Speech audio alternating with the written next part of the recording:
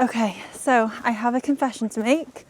This is my second outing with the equipment because on the first outing, testing out the drone in the field, I left the gimbal guard on the drone camera. So the footage looked like it would have turned out great.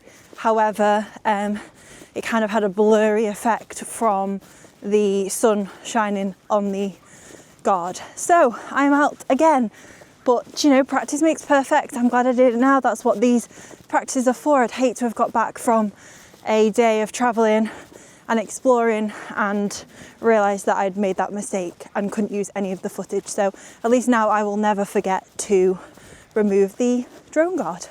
So we are in a new location, which is near where I live, and we are at the top of a hill, and it's actually a beautiful day, really crisp autumn day, sun is shining, really nice and cold.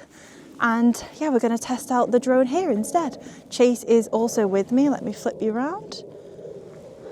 There he is. Good boy.